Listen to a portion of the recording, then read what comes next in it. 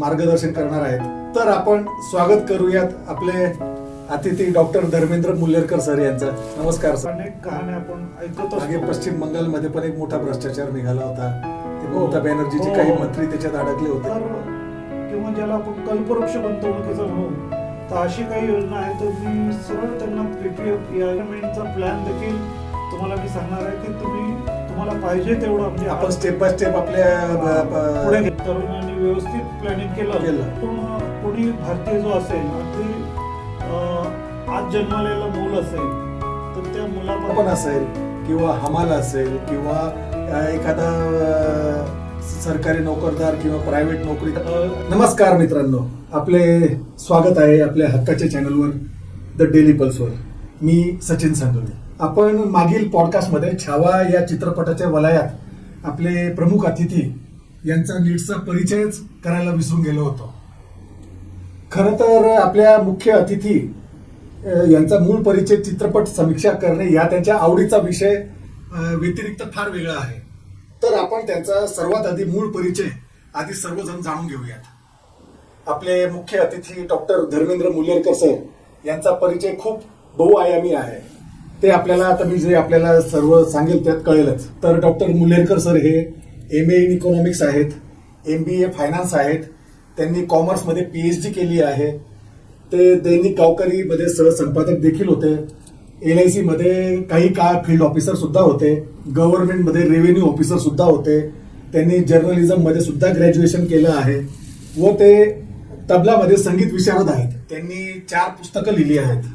त्यात शेअर बाजारात पाऊल ठेवण्यापूर्वी या पुस्तकाला राज्यस्तरीय वाङ्मय सेवा पुरस्कार मिळाला आहे. सरांनी अनेक नॅशनल आणि इंटरनॅशनल अर्थशास्त्रीय कॉन्फरन्स मध्ये रिसर्च पेपर सादर केलेले आहेत. ते 4ही पुस्तक तुम्हाला आता स्क्रीनवर दिसतच आहेत. तर हे सर्व पुस्तकं सरांनी लिहिली आहेत. त्यांची जळगाव व पुणे येथे आकाशवाणीवर अनेक व्याख्याने झालेली आहेत. तर आपला आजचा विषय आहे, आपण सर्वसामान्य लोकांनी त्यांचे पैसे कुठे गुंतवावेत, त्यासाठी सुरक्षित साधन या अर्थाने PPF हा विषय ते आज मांडणार आहेत. कारण बाजारात अशा अनेक योजना लोकांना आकर्षित करतात आणि शेवटी त्यांना आपल्या कष्टाच्या पैशांना हात धुवून बसावे लागते व त्यांचे खूप नुकसान होते.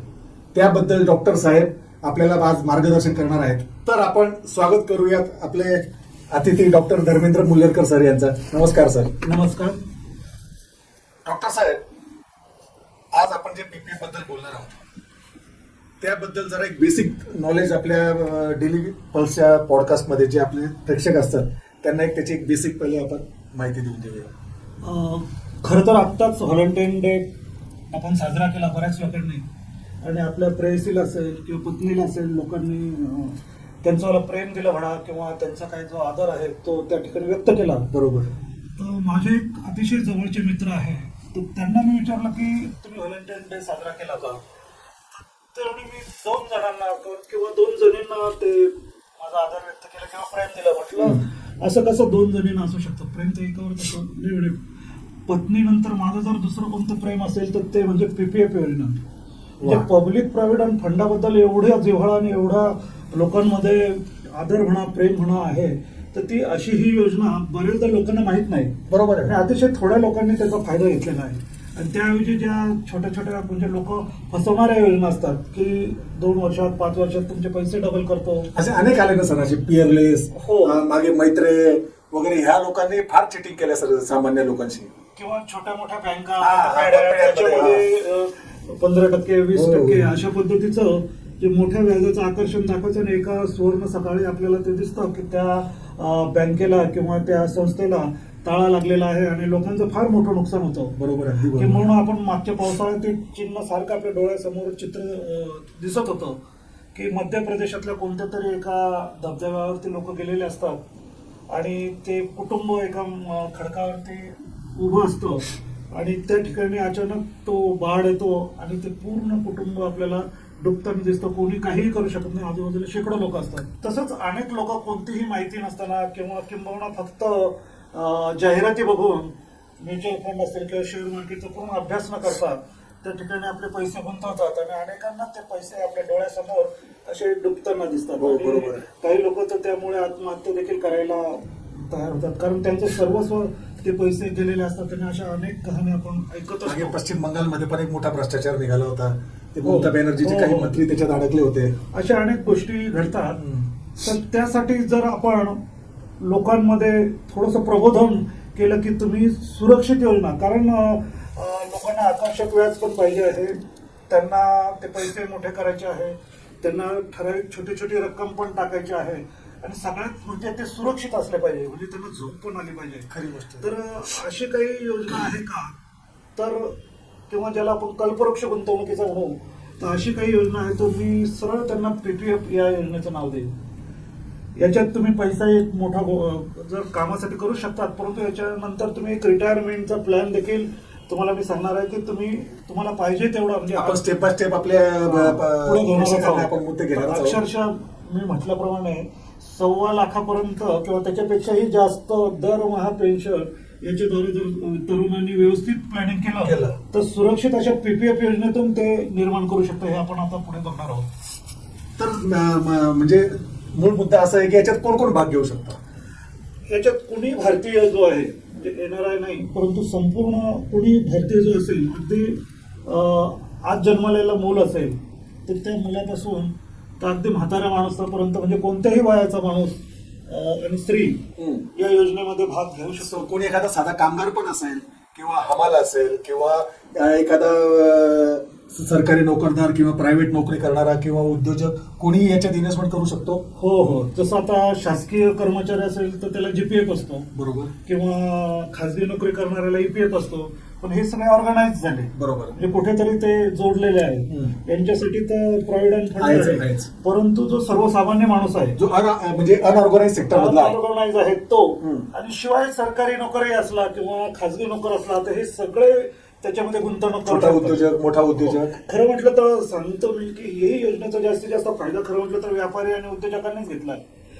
छोटे जे जे कामगार आहेत किंवा मजूर आहेत किंवा छोटे सरकारी नोकर असतील किंवा कामगार असतील, यांना ही योजनाच माहित नाही, त्यामुळे त्यांनी अतिशय कमी फायदा याचा घेतलेला आहे.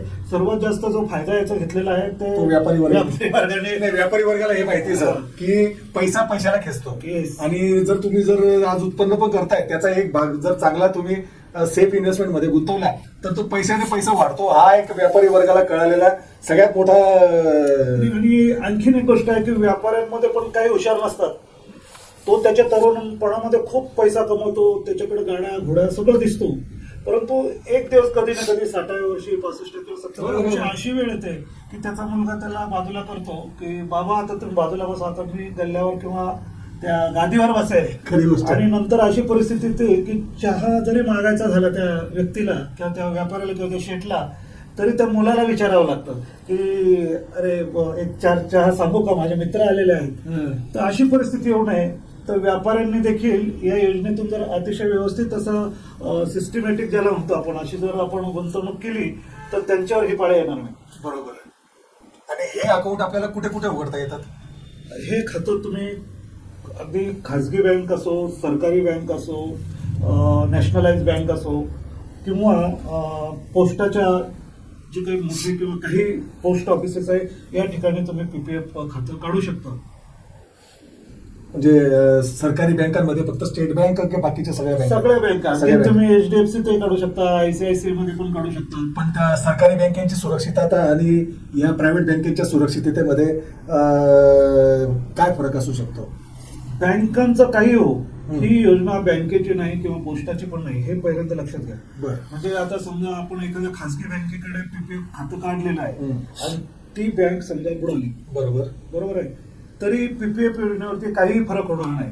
आता थोडक्यात तुम्हाला वेगळ्या पद्धतीने जर सांगायचं झालं, तुम्ही एमएससीबीचं बिल बऱ्याचदा एखाद्या पतपेढीत जाऊन भरतात, पण मग तुम्ही त्या पतपेढीला देतात का ते पैसे? नाही. तसंच हे आहे की हे पीपीएफ ही जी स्कीम आहे ही 1968च्या कायद्यानुसार तयार झालेली स्कीम आहे. याच्या मागे भारत सरकार आहे. तुमच्या या पहिला भारत सरकार जबाबदार आहे. म्हणजे शेवटी देशाचंच काही झालं तर, पण असं होणं शक्य नाही, तर संपूर्ण सरकार याच्या पाठीमागे आहे तुमच्या पैशाच्या. तर जसं नोटेवरती गव्हर्नरची सहीला जितकी किंमत आहे तितकेच पीपीएफ मध्ये पैसे ठेवले. आमचे वडील मला सांगताना आठवायचं, आमचे वडील पण थोडे म्हणजे त्या जमान्याचे ग्रॅज्युएट होते, त्याच्यामुळे त्यांना अर्थशास्त्र, अकाउंट्स वगैरे, आणि ते इन्व्हेस्टमेंट प्लॅनर होते, LIC एजंट होते, त्याच्यामुळे त्यांना तर ते सांगायचे की PPF ची इन्व्हेस्टमेंट अशी असते की एखाद्या व्यक्तीने, एखाद्या दुकानदाराने किंवा व्यक्तीने दिवाळं पण काढलं हो. तरी सरकार त्या PPFच्या अकाउंटवर टाच नाही आणू शकत. तो PPFच्या पैशाला सरकार सुद्धा हात नाही लावू शकत. अगदी खरं आहे. तुमच्या बाकीच्या सगळ्या प्रॉपर्ट्या लिलावात काढू शकतात, पण PPFच्या पैशाला लिलावात काढू शकत नाही. तर यास पण तो कायदा लागू आहे का? म्हणजे कोर्टाची टाच येऊ शकत नाही याच्यावरती. तुमचे म्युच्युअल फंड असतील, तुमच्या कार असतील, तुमच्या गाड्या असतील, बंगल्या असतील, हे सगळं जप्त करून ते जे काही पैसे आहेत कर्जाचे म्हणा किंवा दिवाळखोरी होताना जे लोकांना द्यायचे, त्यासाठी ते पैसे जप्त होऊ शकतात. कारण हा प्रॉव्हिडंट फंड आहे, याच्यातून तुमची फॅमिली आणि तुम्हाला तुमचं भवितव्य जपण्यासाठी हे केलेलं आहे. कारण आपल्याकडे सामाजिक सुरक्षा असे काही प्रकार नाही आहे जो फॉरेनमध्ये असतो. बरोबर. तर त्यामुळे PPF जर तुम्ही काढलं तर एक प्रकारची तुमच्या फॅमिलीला शासन किंवा सरकार सुरक्षाच प्रदान करतो. आणि याच्यात किती कमीत कमी रक्कम पासून तर जास्तीत जास्त रक्कम पर्यंत किती टाकता येऊ शकते याच्यामध्ये? तुम्ही दरवर्षी 500 रुपये टाकले पाहिजे. अच्छा. आणि जास्तीत जास्त 1.5 लाखापर्यंत तुम्ही टाकू शकता वर्षाला. मात्र वर्षातून फक्त 12 वेळच तुम्हाला टाकता येतात. परंतु असंही नाही की तुम्ही दरमहा सारखीच रक्कम टाकली पाहिजे. एखाद्या वेळेस तुम्ही 500 रुपये टाका, दुसऱ्या महिन्यात तुमच्याकडे पैसेच नाही, तुम्ही टाकलेच नाही, तिसऱ्या महिन्यात एकदम पैसे आले, 10,000 रुपये टाकले तरी चालेल. किंवा तुमच्याकडे एकदमच 1.5 लाख रुपये तर वन स्ट्रोक तुम्ही टाकू शकता. तर मग समजा आज मी 500 रुपये टाकलेत, तर आज 500 रुपयावरच तेवढं व्याज कॅल्क्युलेट होईल. याच्यात तुम्ही खबरदारी मात्र महत्वाची लक्षात घ्यायची की तुम्ही पैसे जे टाकाल ते 5 तारखेच्या आत टाका दर महिन्याच्या. जर त्याचं व्याज कॅल्क्युलेशनचं डेट 5 आहे, ती तारीख तुम्ही मात्र कायम लक्षात ठेवा. तुम्ही 6 तारखेला पैसे टाकले तर ही 6 तारीख तर त्या मंथ एंड पर्यंतची तारीख, तर म्हणजे 30 किंवा 31 किंवा 28 फेब्रुवारीमध्ये, तर हे कॅल्क्युलेट नाही होणार तुमचे पैसे, म्हणजे असेच पडून राहतील. बरोबर. परंतु तुम्ही 1 तारीख, 2 तारीख, 3 तारीख, 4 तारीख आणि 5 तारखेपर्यंत जर पैसे टाकले तर त्याच्यावर मात्र व्याज मिळणार. आणि ते त्या ठिकाणी पूर्ण महिन्याचा व्याज मिळणार का? ते पूर्ण महिन्याचे व्याज मिळणार. म्हणजे तुम्हाला 12 महिन्याचं ते व्याज मिळणार. समजा एप्रिलमध्ये तुम्ही जर टाकले 5 तारखेच्या आत, तर ते पूर्ण 12 महिन्याचं व्याज मिळतं. परंतु तुम्ही 6 एप्रिलला टाकलं तर फक्त 11 महिन्याचंच मिळेल 6 एप्रिलपासून. पण समजा आता या महिन्यात मी 500 टाकले, पुढच्या महिन्यात मी 10,000 टाकले किंवा 5,000 टाकले, 2,000 टाकले, तर या महिन्याचं 500 वर व्याज कॅल्क्युलेट होईल, पुढच्या महिन्याचे 2,000 टाकेल त्याच्यावर व्याज कॅल्क्युलेट होईल, असंच ना? हो, बरोबर. आणि मग याच्यावर कर्ज पण मिळतं. कधी अचानक आपल्याला गरज पडली, काय पडली, तर कर्ज पण मिळू शकतं. हा, ही तर या योजनेची खुबी आहे की मी याला तर कल्पवृक्षच म्हणतो. जसं आता नारळाचं झाड आपण म्हणतो, तर तुम्ही घराच्या हे करण्यासाठी कोकणामध्ये झावळ्या त्या छप्पर करण्यासाठी घेतात. आपण आजारी माणसाला किंवा चांगल्याही माणसाला त्यातलं पाणी प्यायला देतो. खोबरं तर अनेक ठिकाणी मसाल्यापासून तर खिरापतीपर्यंत आपण वापरतो. त्याच्यावरची कवटीचं पण बरेचसे बटन बनवले जातात. आणि दोर बनवायला सुद्धा नारळाचं, तर सगळ्या याचा त्या नारळाचा उपयोग होतो म्हणून आपण कल्पवृक्ष म्हणतो. तर ही योजना तुम्ही म्हणाल ते देतो ना, म्हणजे तुम्ही तुमचं म्हणजे पैसे टाकण्याचे तुम्हाला हे पण हप्ते ठरवून देतं. त्यानंतर तुम्हाला मॅक्झिमम हे देतो किती रक्कम ठरवायची, कमीत कमी किती. एखाद्या वर्ष समजा तुम्हाला टाकताही नाही आले तर त्याच्यासाठी पण त्याच्यामध्ये प्लॅन आहे. शिवाय एखाद्या वर्षी टाकता गेलं तर म्हणजे तरी चालतं. म्हणजे आता समजा या वर्षी तुम्ही टाकले पैसे आणि पुढच्या वर्षी काही कारण असतं, तुमच्या घरी लग्न आहे, अमुक आहे, किंवा काही कारण असतं, तर वर्षभरात तुमचं टाकणंच नाही झालं, त्याच्याही पुढच्या वर्षी नाही टाकणं झालं तरी काही बिघडत नाही.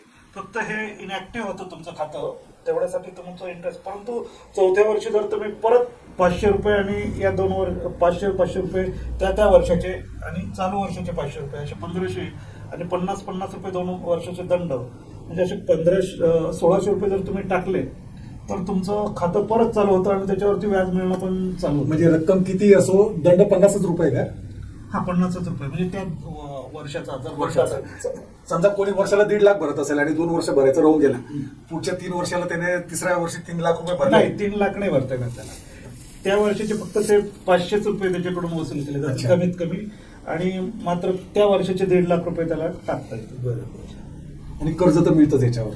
हो, कर्ज. हा, आपला तो विषय कर्जाचा. तर कर्ज याच्यावरती मिळतं 3ऱ्या वर्षापासून, फायनान्शियल इयर पासून तर 6व्या वर्षापर्यंत. जे मागच्या वर्षी तुमची जी काही गुंतवणूक असते त्याच्या 25% तुम्हाला कर्ज काढता येतं आणि याच्यावरती व्याज अतिशय कमी आहे, म्हणजे 1% म्हणजे बाजारातल्या कोणत्याही याच्यापेक्षा वार्षिक 1%.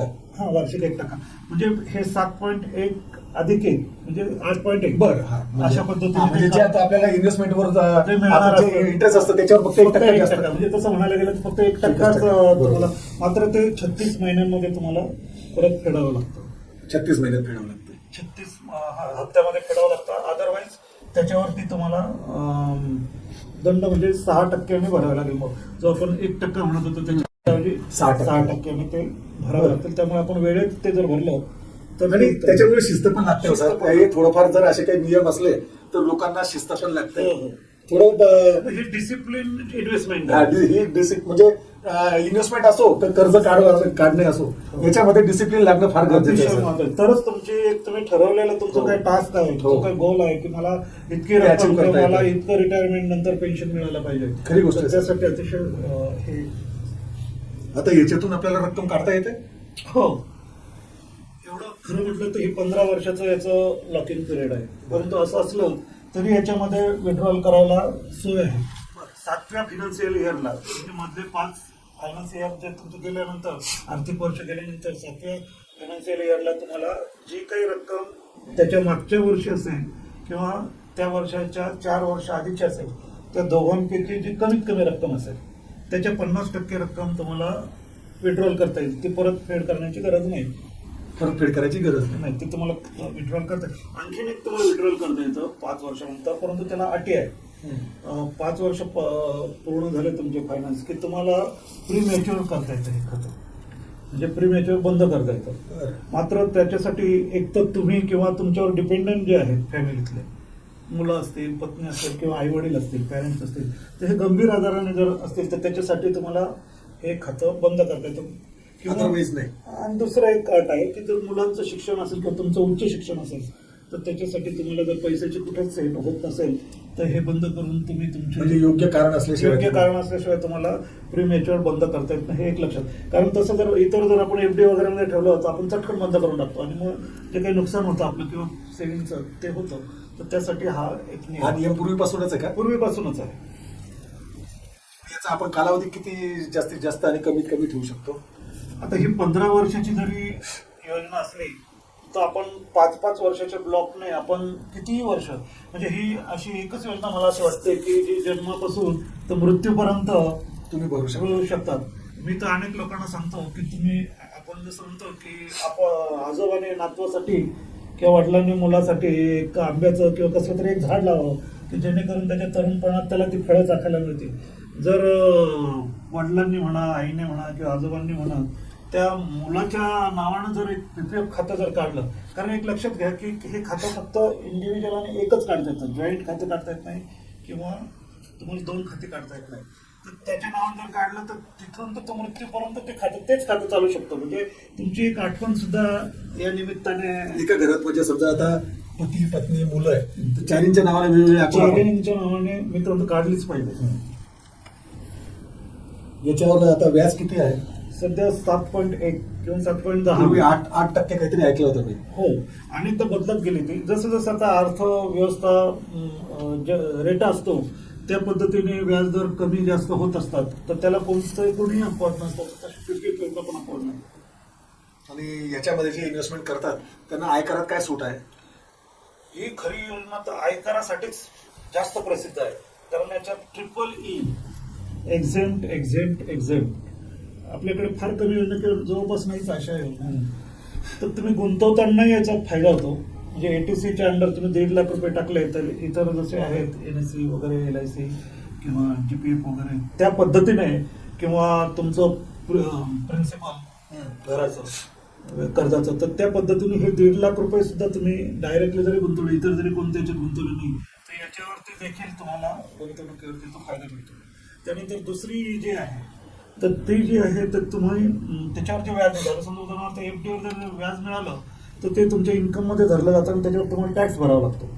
परंतु याच्यावरती जे काही ॲक्युम्युलेट होत जातं व्याज दरवर्षी त्याच्यावर कोणताही टॅक्स नाही. आणि शिवाय सर्वात मोठं म्हणजे तुमचे, आता मी पुढे सांगणार आहे, तर तुमचे करोडो रुपये जरी जमले आणि त्या वर्षात तुम्ही मिळाले तुमच्या हातात, आता आपण म्हणतो कौन बनेगा करोडपती, परंतु खरोखर तो करोडपती बनतो का?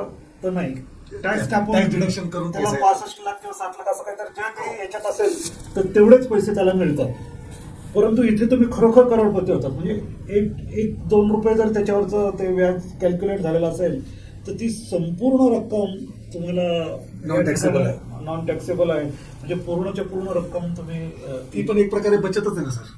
प्रश्न नाही, म्हणूनच मी म्हटलं ना. आणि जरी 7.1 आणि हे कंपाऊंड इंटरेस्ट आहे, हे लक्षात घ्या. याचं व्याज कसं तयार केलं जातं तर दरमहा तुम्हाला जे काही व्याज मिळतं ते बाजूला काढलं जातं 12 महिन्याचं आणि शेवटी मार्चमध्ये ते एकत्र केलं जातं. आणि मार्च मधला जो एकत्रित जो समजा आता 10,000 आहे, 10,000वर समजा 710 रुपये तुमचं व्याज झालेलं आहे तर 10,710 पुढच्या वर्षी ओढलं जातं आणि पुढचे 10,000 म्हणजे त्या 710 वरती पण व्याज मिळतं. अशा पद्धतीने चक्रवाढ होत जातं. चक्रवाढ. त्यामुळे ती रक्कम हळूहळू खूप मोठी रक्कम बनत जाते आणि ही संपूर्ण रक्कम ही टॅक्स फ्री तुमच्या हातात मिळते. म्हणजे आता कोणतीही गोष्ट अशी नाही की जी टॅक्स फ्री आपल्याला मिळेल, परंतु ही रक्कम आपल्याला अंडर सेक्शन 10 खाली टॅक्स फ्री मिळत असल्यामुळे तो फार मोठा फायदा आहे. जरी 7.1 असलं तर खऱ्या अर्थाने जर आपण टॅक्सचा फायदा घेतला तर ते कॅल्क्युलेशन केलं तर खूप मोठं यील्ड आपल्याला मिळत असतं. Yes yes.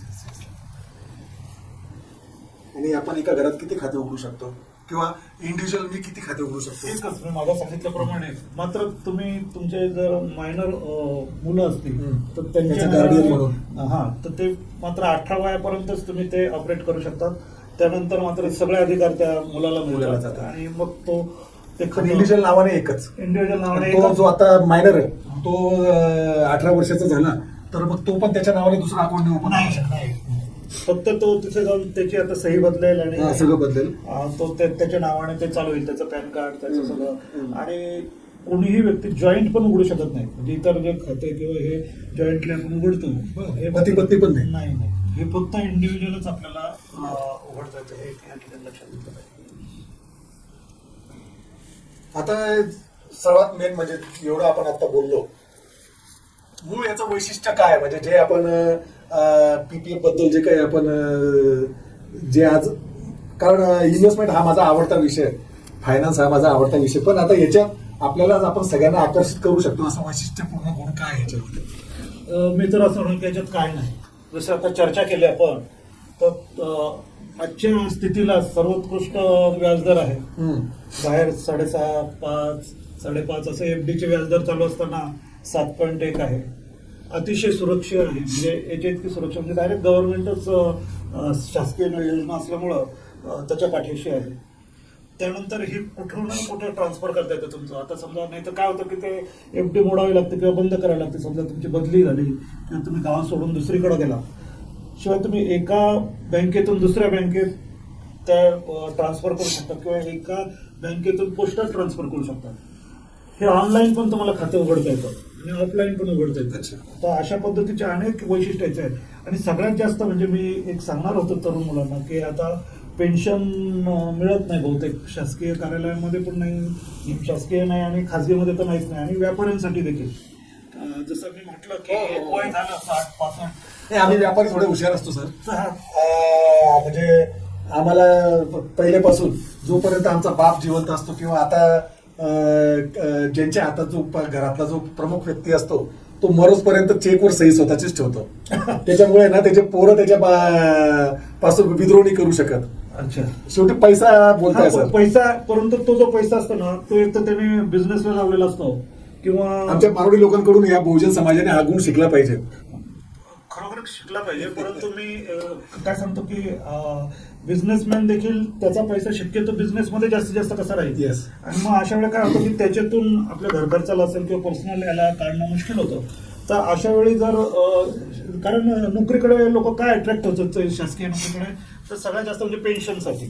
कारण at the time of retirement तुमच्याकडे कितीही पैसा आला किंवा याच्यामध्ये देखील बिझनेसमध्ये तुम्ही किती पैसा मिळवला एकत्रितरित्या तर त्याला वाटा खूप फुटतात. बरोबर. म्हणजे मुलं मला गाडी घ्यायची, मला घोडं आणि घ्यायची, व्यवसायात पण तेजीमध्ये असते सर. कधी तज्ञांमध्ये लॉस होतो, कधी काय होतो, अशा अनेक गोष्टी असतात. अनेक लोक आपण अगदी अमिताभ बच्चन सारखा बरोबर झालेलं आहे. तो मधल्या काळामध्ये अशा अनेक लोक किंवा अनेक उदाहरणं आपण गोष्ट आहे. बघतो.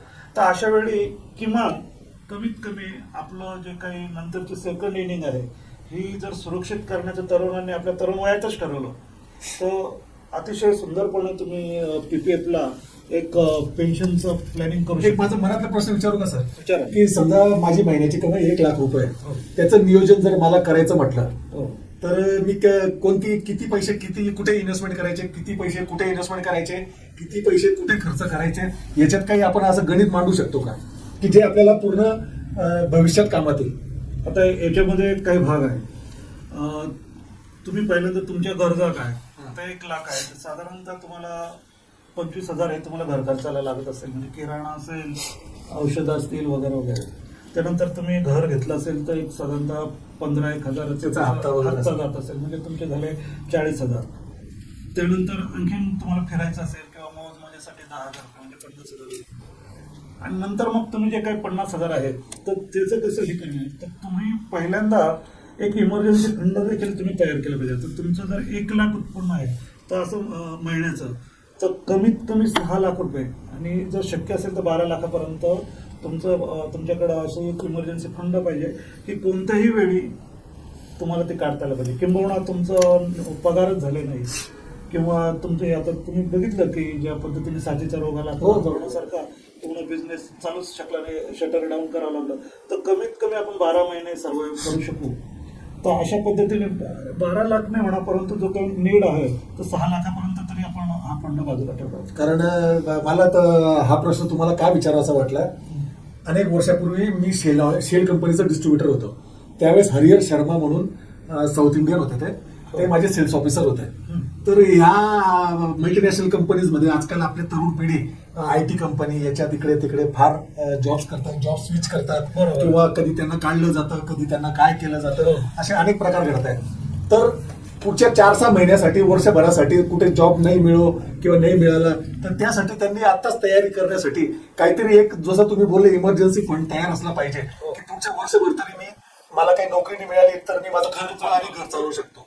तर असं तू काहीतरी नियोजन त्याच्यामध्ये असलं पाहिजे असं माझं पण. तर ते 10,000 रुपये आहे, तर ते तुम्ही थोडा वेळ लागेल त्याला ते जमायला व्हायला, परंतु ते 10,000 ते 20,000 रुपये ही रक्कम तुम्ही बाजूला ठेवून. आजकालची यंग जनरेशन आहे ना, लगेच पटकन कार पाहिजे, लगेच पटकन बघा फ्लॅट घ्यायचा, लगेच मोठमोठे खर्च त्यांना दिसायला लागतात, पॅकेज मोठे. पण जेव्हा असे काही गोष्टी घडतात त्यावेळेला ती आठवण येते, त्यांना ती आठवण येते. तर त्यांनी आतापासूनच ती त्याची तयारी केली पाहिजे. आणि शिवाय तुमचं आरोग्य सगळ्यात महत्वाचं म्हटलं, आजकाल शासनाने पण बऱ्याच योजना काढल्या, परंतु तरी देखील आरोग्य विमा आणि लाईफ इन्शुरन्स हे देखील महत्वाचे. तर त्याच्यासाठी 10,000 रुपये, समजा 5,000 रुपये, तर ते तुम्ही मेडिक्लेम काढावा. कारण अचानक समजा काही झालं तर आपल्याला ते आवश्यक असतं. आणि त्यानंतर उरलेले असतात तर ती जी काही गुंतवणूक आहे, जी 30,000 रुपये तुमचे जे काही उरतील त्याच्यातलं मी असं म्हणेल की आता तुम्ही जर 1,00,000 रुपये दरमहा कमवत असाल तर तुमची अपेक्षा असेल की मी जेव्हा रिटायर होईल 60 वर्षानंतर, किंवा मी बिझनेस सोडून मुलाच्या ताब्यात देईल आणि मला आता त्यानंतर माझे छंद जोपासायचे किंवा मी माझ्या याच्याने माझं, तर मला तेव्हा 1,00,000 किंवा 1,25,000पर्यंत रक्कम जर मिळाली तर त्याचं नियोजन कसं करायचं, तर अतिशय सुंदरपणे आपण PPF मध्ये हे करू शकतो. तर 12,500 रुपये तुम्ही याच्यातले जर तुम्ही PPF ला दरमहा टाकले तर वर्षभरात 1,50,000 रुपये होतात, म्हणजे मॅक्झिमम 1,50,000 रुपये होतात. आणि आता समजा तो तरुण मुलगा तुम्ही सांगितल्याप्रमाणे समजा 21-22 वर्ष ग्रॅज्युएट होतो, 23व्या वर्षी पोस्ट ग्रॅज्युएट होतो, काही वेळा 21व्या वर्षीच तो नोकरीला लागतो, साधारणतः 25व्या वर्षापर्यंत तो बऱ्यापैकी सेटल होतो, जी काही 40,000 50,000 किंवा त्याच्यापेक्षा जास्त रक्कम त्याला मिळायला लागते. तर त्याच्यातून 12,500 माझं म्हणणं आहे की त्याने PPF मध्ये टाकावं. आणि जर व्यापारी असेल तर त्याने त्याच्या मुलाच्या तुम्ही पहिल्या दिवसापासून जर टाकलं तर हे जर त्याने टाकत गेला तर त्याच्या सांगितल्याप्रमाणे कंपाऊंड व्याज त्याचं इतकं जबरदस्त हे होतं की 7.1 आजचा जो रेट आहे याच्याप्रमाणे जर त्याने 15 नंतर 20, 25, 30 आणि 35, 25 आणि 35 60 वय होतं. तर या 60व्या वर्षी किती रक्कम जमा होते, तर 2,26,97,857 रुपये. किती? 2.25 कोटी रुपये त्याच्या नावावरती तयार होतात. तरी त्यांनी हे बंद नाही करायचं, बरोबर. आणि पुढे मात्र 2 विचार करू शकतात की त्याला त्याच्यात पैसे टाकायचे तर टाकायचे, किंवा याच्यातून आलेलीच काही रक्कम तो कशी टाकू शकतो. तर याच्यातलं त्याला 60% आता काढायची मुभा मिळाली. त्यानंतर जर 5 वर्षानंतर जर त्याला वाढवायचं तर त्याच्यामध्ये पण एक सांगायचं आपलं बोलताना आपण राहून गेलं की ते 5 वर्ष एक्सटेंड केल्यानंतर 2 पर्याय असतात. त्याच्यापैकी पहिला पर्याय असा असतो की आहे ती जमा झालेली रक्कम, म्हणजे आता आपण इथे म्हटल्याप्रमाणे 2.25 कोटी धरूया आपण राऊंड केलं, तर ही जशीच्या तशी ठेवली आणि पुढे काही गुंतवणूक नाही केली तर त्याच्यावर त्याला ते व्याज मिळत जाईल त्यावेळेला जो काही रेट असेल. बरं. किंवा तो परत एक एच नावाचा फॉर्म असतो, तो जर भरून दिला त्याने तर परत पहिले सगळे फायदे त्याला मिळतात आणि मात्र तो नियम लागू होतो की त्याने 500 रुपये किंवा 1.5 लाख रुपये टाकू शकतो. तर मिनिमम रक्कम टाकली तरी त्याला ते पुढे कारण दुसरं असं आहे की त्याने जर पहिला पर्याय निवडला तर त्याला पुढे एक्सटेंड नाही करता येत, मात्र त्याने हा दुसरा पर्याय निवडला तर तो तय हयात हे ब्लॉक चालू शकतो. तर आता आपण बघितलं की ते त्याला 2.25 कोटी राऊंड फिगरमध्ये आपण धरूया ते त्याला मिळालेले आहे. त्याच्यापैकी तो जवळजवळ 60% रक्कम काढू शकतो 5 वर्षामध्ये, इन्स्टॉलमेंटने काढू शकतो किंवा एकच नाही काढतो. आपल्याला इथे इन्स्टॉलमेंटने काढायचे तर ती रक्कम देखील 60% होते, 1,36,00,000 वरती होते. परंतु एवढी काही गरज नाही. तर त्याने 15 लाख जर काढले एप्रिलमध्ये आपल्या सेव्हिंगमध्ये ठेवले आणि दरमहा तो सव्वा लाख करून आपलं म्हणजे अशा प्रकारे पेन्शन म्हणजे 2.25 कोटी किंवा 2,26,00,000 जे काही रक्कम आहे त्याला हात न लावता फक्त 15 लाख त्यांनी जे काढलेले आहे व्याज जे आलेलं आहे तर तेवढ्या याच्यावरती त्याचं पूर्णपणे हे करू शकतो तो. अशा पद्धतीने पेन्शन 2.25 लाखापर्यंत पेन्शन तो 60व्या वर्षी घेऊ शकतो. मात्र याच्यामध्ये डिसिप्लिन हे आहे की त्याने चुकायचं नाही. 1.5 लाख रुपये जे काय वर्षाचे आहे ते त्याने टाकत गेले पाहिजे. आणि जर व्यापारी असतील हे असतील तर ते लहान मुलाचं टाकून त्याच्या वयाच्या 35व्या वर्षाची पगार चालू करू शकतात. हा एक त्यामधला अतिशय आता याच्यामध्ये HUF किंवा NRI पण काढू शकतात? नाही, हे या दोघांनाही हे बंद केलेलं आहे. इव्हन तुमचं खातं असेल आणि तुम्ही NRI झाल्यानंतर तर ते खातं तुमचं बंद होतं. आणि HUF पण नाही काढून टाकू शकता? HUF पण नाही. नवीन नियमाप्रमाणे हे दोघे काढू. तुम्ही ते बोललेच आधी की मुदतीअंती किती रक्कम मिळेल ते तुम्ही याचं उत्तर दिलंय आता. हो, तर आपण प्रत्येक वर्षात प्रत्येक 15 वर्षांनी किती मिळेल तर आपण जर असं बघितलं, आपण असं गृहीत धरलं की 1.5 लाख रुपये त्याने टाकलेले आहे आणि 7.1 प्रमाणे 15 वर्षानंतर त्याला 40,68,209 रुपये मिळतील. त्यानंतर 20 वर्षाने त्याला साधारणतः 66,58,258 रुपये मिळतील. 25व्या वर्षी तो करोडपती होतो, खरोखर करोडपती होतो. म्हणजे त्याला जे पूर्ण रक्कम मिळेल ती मिळेल 1,03,08,015. 30व्या वर्षी हीच रक्कम होईल 1,54,50,911. आणि आता सांगितल्याप्रमाणे 35व्या वर्षी त्याने गुंतवलेली रक्कम फक्त असेल 52,50,000 आणि मात्र त्याला इंटरेस्ट मिळेल 1,74,47,857. म्हणजे 2,26,97,857. म्हणजे तो खरोखर कोट्याधीश होतो. बरोबर. आणि ते ही रक्कमेला कोणतेही हात न लावता तो आपलं पेन्शन म्हणा किंवा पगार म्हणा तो काढू शकतो. आणि शिवाय आणखीन त्याला जर काही मोठाले खर्च करायचा असेल, समजा 50 लाखाचं घर घ्यायचं असेल ते देखील त्याला त्या याच्या बरोबर करता येतं. अशा पद्धतीने ही योजना अतिशय. अजून जे प्रश्न काढून ठेवले त्याच्यात तुम्ही आधीच उत्तर दिले. कमीत कमी किती रक्कम आणि जास्तीत जास्त किती टाकू शकतात? 500 रुपये कमीत कमी आणि जास्तीत जास्त 1.5 लाख त्याच्यावरती तुम्ही टाकू नाही शकत. आता माझा एक अजून प्रश्न आहे सर, जो थोडा आता सध्या जे रुपयाचं अवमूल्यन होत आहे, आजचा रेट काय? आजचा आता का 90 रुपये आता पोहोचूनच जाईल 86.84. तर ते रुपयाच्या अवमूल्यनावर जे होत आहे, तर समजा हा असंच अवमूल्यन होत राहिलं पुढे, तर मग जो पुढे जी आपल्याला रक्कम मिळणार आहे, जी महागाई दर वाढतोय, सगळंच वाढतोय, तर त्याच्यात याचा आपल्याला जो पुढे आपल्याला जो काही आपण एक रक्कम मिळणार आहे त्या रकमेची आणि आज जे आपल्याला कोट्याधीश वाटतंय, तर आजच्या 10-15 वर्षानंतर त्या कोट्याधीशच्या माणसाला काय किंमत राहील? असं जर आपण प्रश्न स्वतःला नेहमीच विचारत गेलो ना, आपण काहीच करत नाही. आणि मग जाऊ त्या घर बांधून काय होणार आहे असं जे आपण नाही. आता कसं आहे, तर तसंच हे आहे की किमान 1.25 लाख रुपये तुमचे कुठे गेले नाही. समजा त्या 1.25 लाखाची किंमत त्यावेळेस 60,000च असेल, पण ते 60,000 करणार तू त्याची तरतूद केली आणि त्यानंतर आणि हे सगळीकडे लागू आहे. म्हणजे या 2.25 कोटीचीच कमी नाही होणार रक्कम. तर तुम्ही कोणतीही घेतली गोष्ट तर त्याचं अवमूल्यन होईलच. परंतु आज तुम्ही किमान इतक्या मोठ्या रकमेची तरतूद करून ठेवता आणि जी आपल्याला अपेक्षित आहे आता 2.25 लाख 1.5 लाख रुपये पेन्शन, तर ही पेन्शन तर खरं तर एवढी मिळतच नाही. तुम्हाला पेन्शन 50,000 60,000 एवढेच काहीतरी पेन्शनची रक्कम असते. जर तुम्हाला 1.25 लाख जर एखाद्या योजनेतून तुम्ही एक त्याच्याही पेक्षा जास्त आहे खरं म्हटलं तर 1.34-35 काहीतरी होती ती, तर इथपर्यंत जर तुम्ही तयारी करून ठेवलेली आहे आणि त्याचं अवमूल्यन होऊन ती समजा किती होईल 50% जरी झालं तरी तुम्हाला ते minimum लाख तरी कमी जगू तुम्ही- शकतो. हा अगदीच तुम्ही कर्जबाजारी होऊन जे आपण आत्महत्या बघतो की आर्थिक दृष्ट्या कोंडीत पकडला जातो माणूस, तर त्याची तरतूद तुम्ही ही या दृष्टीने आणि हे काय तुम्ही एकदम करत नाही किंवा तुमचं काहीतरी मोठं काहीतरी विकून किंवा फार मोठी रक्कम टाकून नाही करत, तर अतिशय कमीत कमी म्हणजे आता 12,500 रुपये जर तुम्ही दरमहा केली, आता ही समजा एवढं नसेल होत तर कमी रकमेची करा, तुम्ही 6,000ची करा, 5,000ची करा, परंतु पीपीएफ ही केलीच पाहिजे आणि तुम्ही प्रत्येकाच्या नावाने करा, मुलांच्याही नावाने करा, पत्नीच्याही नावाने करा आणि तुमच्याही नावाने करा. अशा पद्धतीने प्रत्येकाचं असं एक काहीतरी मिनिमम आपलं गोल तरी आपलं एक रेडी राहील किंवा Secured आहे. कोणाच्या समोर हात नाही पसरावे लागणार आहे. सिक्युर्ड आहे आणि तुम्हाला तर करावंच लागतं सेव्हिंग. हो, त्यांनी saving तुम्ही असं शिवाय म्हणून होतच जर नुसतं हातावर हात धरून बसलात किंवा खर्च करत बसलात तर शेवटी आपल्या हाती काहीच काहीच येणार नाही. आणि मग जेव्हा गरज असते तेव्हा आपल्याला याच्या त्याच्याकडे हात पसरावा लागतो. इन्व्हेस्टमेंट तर ही केलीच पाहिजे. फक्त ही मला पीपीएफ आमच्या वडिलांना पण फार आवडायची हो. की सगळ्यात सेफेस्ट इन्व्हेस्टमेंट आहे ज्याच्यात म्हणजे असं आकर्षक पण आहे, सेफेस्ट पण आहे.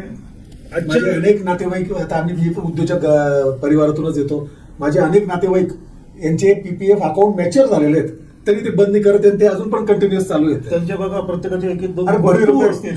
भरपूर भरपूर तुम्ही त्या रकमेचा विचार पण नाही करू शकत. मग तुम्ही आता विचार करा की व्यापारी माणूस त्याच्या व्यापारात पैसे लागत असताना तो बाहेरून कर्ज घेतो, हो, परंतु पीपीएफला सेफ ठेवत होतो. कारण असं एक कारण बहुतेक आता तुम्ही जे म्हटलात तर राजस्थानातून आलेली ही मंडळी बहुतेक तुमचे उद्योजक वगैरे, तर त्या ठिकाणी वाळवंट, तर त्याला माहिती आहे की मी उन्हाळ्याची तरतूद कशी करून ठेवली पाहिजे. जसं फॉरेनमध्ये बरोबर. हिवाळ्याची तरतूद करतात, आपल्याकडे ज्या वेळेला पाणी नसतं काही हो. नसतं हाहाकार असतो, तर त्यासाठी ती म्हणजे आपल्या डीएनए मध्येच सेव्ह आहे. आहे. तुकारामांच्या अभंगामध्ये पण फक्त बहुजन समाजामध्ये थोडं कमी दिसतं सर. हा लोकांचं काय आहे की आज कमवलं हा, खाऊन खाऊन मोकळं झालं. आणि त्यात अलीकडे जी वृत्ती आलेली विकेंड खाद्य संस्कृती, मग पिझ्झा काय आणि काय आणि ते 2 मिनिटात आपण मागवतो, त्यामुळे काय होतं की त्याचा जो काही महिन्याची सॅलरी आहे त्याच्यातली 50% तो या कंपनीत खाऊन जातात. हो, खरी गोष्ट आहे. 2 मिनिटात तो काही मागवतो, त्याला पिझ्झा पाहिजे असतो, संध्याकाळचं जेवण नाही त्याच्यात करतो, डिनर. तर याच्यामुळे मध्ये एक सर्वे झाला, तर फॉरेनची कुटुंब का उद्ध्वस्त झाली तर त्यांचं किचन बंद झालं. तर हे किचन काय बंद झालं तर हेच अशा पद्धतीने मागवायचं घरात, फॅमिलीत घरी स्वयंपाकच कमी झालं, तर मग हळूहळू त्यांचं आरोग्यही खराब झालं जंक फूडमुळे आणि फॅमिली पण उद्ध्वस्त झाल्या. कारण तो जो काही असं म्हणतात की प्रेम पोटातून सगळी म्हणतात, तर त्या पद्धतीने ते आहे. तर तुम्ही सेव्हिंग्स केली पाहिजे आणि हे जे काही तुम्ही एक वेळ हे रोखू शकतात की मी महिन्यातून जर 10 वेळा हॉटेलिंग करत असेल तर 1 वेळ केलं आणि बाकीचे 9 वेळचं सेव्हिंग्स करू शकतात. या ज्या काही गोष्टी तुम्ही रोखू शकतात त्या रोखल्या पाहिजे आणि ते सेव्हिंग्स तुम्ही पीपीएफ सारख्या किंवा अजूनही आपण पुढे भविष्यात जर योग आला तर आणखीन काही ज्या काही अशा योजना आहेत त्याच्याबद्दल चर्चा केली तर तिकडे वळलं पाहिजे. आणि केवळ लोभापायी जे काही आजच्या याच्यामध्ये अतिशय अस्थिर असं झालेलं इन्व्हेस्टमेंटचं जग, तर तिकडे न वळता अशी जिथे सुरक्षित आहे तर त्या योजनांकडे लोकांनी जर वळलं, बहुजन समाजाने असेल किंवा सर्वांनीच, नॉट ओनली सगळ्यांनीच त्याकडे वळून. नाही, मी ना म्हणजे विशेषतः बहुजन लोकांबद्दल का बोललो की बहुजन लोकांना इन्व्हेस्टमेंट प्लॅनिंग हा थोडा विषय त्यांच्यासाठी ना थोडा म्हणजे लगेच ती फॉर्च्युनर गाडी, थोडा पैसा आला फॉर्च्युनर गाडी पाहिजे, लगेच बुलेट आली पाहिजे, पोरगा 18 वर्षाचा पण झाला की लगेच त्याला ते पाहिजे. मग ते आपले दादासाहेब भैयासाहेब मग ते त्यांना इन्व्हेस्टमेंट. आता माझा एक म्हणजे थोडं विषयांतर होईल पण आपल्या याच्याशी संबंधित आहे. माझा एक धुळ्यातला मित्र आहे गिरीश पाटील म्हणून, त्याचं श्याम कार डेकोर म्हणून मोठं दुकान आहे कार डेकोरचं. मी त्याला असंच आमच्यामध्ये ना धुळ्यामध्ये म्हणजे त्यांच्या मिसेस म्हणजे आमच्या वहिनी साहेबांनी आमचं काय म्हणतात ना, आमचं नामांतर काय म्हणतात त्याला, ते आमचे पुनर्नाव आमचे जाती बदलून त्यातलेले आहेत. तो जो माझा मित्र आहे गिरीश पाटील तो पक्का मारवाडी आहे काय, आणि मी पक्का पाटील आहे. मी मारवाडी असून मी पक्का पाटील आहे. माझं उडून धुडून असतं. त्याची जर तुम्ही इन्व्हेस्टमेंट प्लॅनिंग बघितली ना चांगले चांगले मारवाडी फेले त्याच्यासमोर. अच्छा. सगळ्यात मोठी इन्व्हेस्टमेंट त्याची पीपीएफ मध्येच आहे. तो मला सांगतो ना, म्हणजे त्याने मला तो तर म्हणजे माझं त्याच्यापासून काही लपलेलं नाही, त्याचं माझ्यापासून काही लपलेलं नाही. तो मला एकूण एक सांगतो ना, पीपीएफ मध्ये त्याचा एवढा भरोसा आहे. आणि आज मी त्याचा सुरुवातीचा म्हणजे तो माझा 95 सालापासूनचा मित्र आहे. तर एवढा जुना काळ, त्याला जुना काळ पण त्याचा बघितलाय. त्या स्कूटरवर म्हणजे 2-2 रुपये हमालीचे वाचवण्यासाठी स्कूटरवर मागे पेटी आणून तो पैसे वाचवायचा आणि ट्रान्सपोर्टवरून पेट्या सोडून आणायचा. आणि आज एकदम रॉयल लाईफ जगतोय, या फक्त त्याच्या इन्व्हेस्टमेंट प्लॅनिंगमुळे. खरी गोष्ट आहे. पक्का मारवाडी येतो. पैसे एकदम कमी खर्च करणार, इन्व्हेस्टमेंट जेवढी जास्तीत जास्त करता येईल तेवढी जास्तीत जास्त करतो. नाही, म्हणून तुम्ही मला म्हटलं ना, व्हॅलेंटाईन डेला ते माझ्या मित्रांनी सांगितलं की पत्नीनंतर मी जास्त प्रेम करतो तर पीपीएफ वर करतो. एवढ्या लोक पीपीएफने त्यांना आकर्षित केलं. आता एक माझा सगळ्यात म्हणजे सध्याच्या परिस्थितीत जी सध्याची सरकार आहे ती सुडो कॅपिटलिस्ट सरकार आहे. म्हणजे काही विशिष्ट उद्योजकच, म्हणजे मी कॅपिटलिझमचा विरोधक नाही, पण कॉम्पिटिशन असावी मार्केटमध्ये, मी त्याचा समर्थक आहे. तर आता जे काही 2, 4, 5, 10 जे उद्योगपती अंबानी अदानी यांच्यासाठी या सरकारी बँकांमधून जे कर्ज दिले जात आहेत, त्यांना कर्ज माफी दिली जाते, त्याचा या पीपीएफ वर काही फरक पडू शकतो का? नाही ना, पीपीएफला डायरेक्ट शासनाचं पाठिंबा आहे. तर कोणतीही बँक मध्ये मी सांगितलं बुडाली किंवा कोणतेही झालं तरी या योजनेवर फरक पडणार नाही. बरं. ही कोणत्याही शेअर मार्केटची लिंक नाही. बरं. त्यामुळे बाजार कोसळला तरी रडण्याचं कारण नाही, किंवा बाजार वरती गेला तरी याच्यात फरक पडणार नाही. म्हणजे खूपच तेच म्हणजे थोडं सेफर साईड म्हणून अतिशय सुरक्षित अशी ही योजना आहे. तर या योजनेमध्ये आपण निश्चितपणे सगळ्यांनी गुंतवणूक केली पाहिजे. तुमचं एक कन्क्लुसिव्ह काहीतरी स्टेटमेंट होऊन द्या, मग आपण सगळ्यांची रजा घेऊ. मित्र, आजच्या या अस्थिर जगामध्ये मी अनेक बातम्या वाचतो किंवा हे बघतो, तर अनेकांनी आपल्या कष्टाने मिळवलेला जो पैसा आहे तर तो पैसा ते चक्क एका सोनेरी दिवशी झटकन तो एखादी बँक बंद होते, एखाद्या बँकेत घोटाळा होतो किंवा शेअर बाजार कोसळतो. तुम्ही शेअर बाजारात गुंतवणूक नका असं मी म्हणणार नाही. त्याच्यातला जो काही पैसा तुम्हाला आवश्यक नाही त्याची तुम्ही रिस्क घेऊ शकता, किंवा तुमचं वय असेल रिस्क घेण्याचं तर निश्चित तुम्ही त्याच्यात तुमचे पैसे वाढवण्यासाठी उपयोग करू शकता. परंतु जर तुम्हाला शांत झोप पाहिजे असेल, तुमचं फ्युचर तुम्हाला सेफ करायचं असेल, सुरक्षितता तुमच्या कुटुंबावर तुमचं प्रेम असेल, तर तुम्ही अशा काही योजनांमध्ये गुंतवणूक निश्चित केली पाहिजे की ज्याच्यामध्ये, आणि काही जे खर्च आहेत जे तुम्हाला टाळता येऊ शकतात शक्यतो, आणि जे तुमच्या आरोग्याला घातक अशा पद्धतीचे खर्च आहेत तर ते टाळून, किंबहुना आता मला सांगितल्याप्रमाणे मोठी गाडी किंवा जास्त पैसे देऊन गाडी घेण्यापेक्षा तेच पैसे तुम्ही गुंतवले आणि जी आपल्या फक्त गरजेपुरते गाडीवर म्हणून किंवा दुचाकीवरती खर्च केला तर ते उरलेले पैसे तुम्ही या योजनांमध्ये गुंतवले तर आपली फॅमिली, कारण काळ कसा येईल हे सांगता येत नाही. हे आपल्याला कोरोनाच्या काळामध्ये त्या साथीच्या रोगाने आपल्याला दाखवून दिलेले आहे की अनेक चांगले चांगले व्यापारी असतील, नोकरदार असतील, झटकन ते रस्त्यावरती आलेले आहेत. तर अशा वेळी आपलं भविष्य सुरक्षित करण्यासाठी भविष्य निर्वाह निधी म्हणजेच पब्लिक प्रॉव्हिडंट फंड जो तुमच्या कुटुंबाला सेव्ह करतो त्याच्यात आपण गुंतवणूक कराल अशी अपेक्षा आहे. धन्यवाद. तर आपण डॉक्टर धर्मेंद्र मुलेरकर सरांचं आभार मानून आपल्या कार्यक्रमाची शांतता करू. पण हे सरांनी जे आज मुद्दे सांगितलेत ते माझ्या दृष्टीनं, मी पण एक व्यापारी आहे, उद्योजक आहे, त्याच पार्श्वभूमीतून येतो. पैसा पैशाला खेचतो असे आमचे पूर्वज, आमचे वडील सांगायचे. माणूस फक्त पैसा कमवतो पण तो पैसा वाढला पाहिजे आणि तो सेफ पण राहिला पाहिजे. तर आपली एक सुरक्षित रक्कम जी आपल्याला आपल्या पूर्वार्धात कामात येईल किंवा म्हातारपणी कामात येईल आणि सगळ्यात सेफेस्ट म्हणून पीपीएफ कडे बघितलं गेलं पाहिजे असं मी पण म्हणजे आता मुलेरकर सरांकडून पण जे ऐकलं त्याच्यावरून मला कळतं. आणि आमचे वडील पण इन्व्हेस्टमेंट प्लॅनर होते, तर ते पण आम्हाला LIC आणि पीपीएफचं महत्व समजावून सांगायचे. तर त्यावरून मी आता तुम्हाला आज आपला हा पॉडकास्ट तुम्हाला कसा वाटला ते आम्हाला कमेंटद्वारे जरूर कळवा. व आपण आता असेच वेगवेगळे पॉडकास्ट आपण मुलेरकर सरांना बोलवून त्यांच्याकडून अजून इन्व्हेस्टमेंटचे अनेक धडे घेणार आहोत. तर त्या हिशोबाने जास्तीत जास्त सबस्क्राईब करा, लाईक करा, शेअर करा. नमस्कार, मी सचिन संघवी.